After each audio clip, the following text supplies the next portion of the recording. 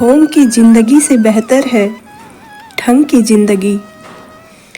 जब किसी का गुण दिखाई दे तो अपने मन को कैमरा बना लो। जब किसी का अवगुण दिखाई दे तो मन को आईना बना लो। किसी के घर जाओ तो अपनी आंखों पर इतना काबू रखो कि उसके सत्कार के अलावा उसकी कमियां ना दिखे। और जब किसी के घर से निकलो तो अपनी जुबान पर इतना काबू रखो ताकि उसके घर की इज्जत और राज दोनों सलामत रहे।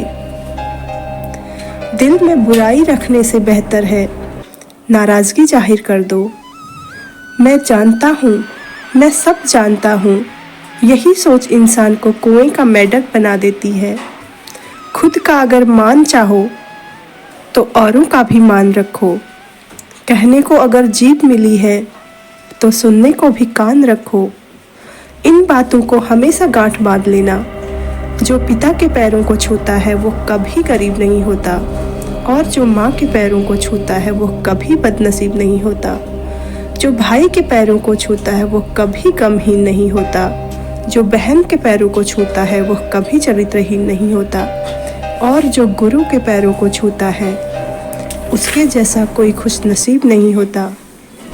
जो लोग आपकी बुराई करते हैं तो बिल्कुल परेशान ना हो। वास्तव में वो लोग आपको महत्व देने का कोई और रास्ता जानते ही नहीं। कभी भी उससे मत डरिए जो बहस करते हैं, बल्कि उससे जरूर डरिए जो छल करते हैं। ये दो बातें अपने अंदर पैदा कर लो।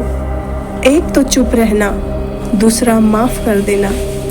क्योंकि चुप रहने से बेहतर कोई जवाब नहीं, और माफ़ कर देने से बेहतर कोई सज़ा नहीं। ज़िंदगी में कभी अपने हुनर पर घमंड मत करना, क्योंकि पत्थर जब पानी में गिरता है तो अपने ही वजन से डूब जाता है।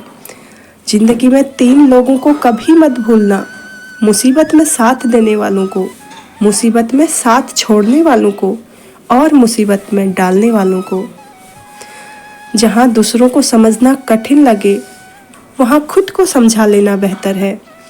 खुश रहने का सीधा एक ही मंत्र है, उम्मीद अपने आप से रखो और किसी से नहीं। किसी को दुख मत देना, किसी को उजाड़ कर बसे भी तो क्या बसे, और किसी को रुलाकर हंसे भी तो क्या हंसे। जीवन में यदि कोई आपके किए गए कार्य की तारीफ ना करे तो चिंता मत करना, क्योंकि आप उस दुनिया में रहते हैं जहाँ जलता तो तेल और बाती है और लोग कहते हैं कि दीपक जल रहा है। एतबार जरूर करें लोगों पर, क्योंकि एतबार ही इंसानियत की बुनियाद है।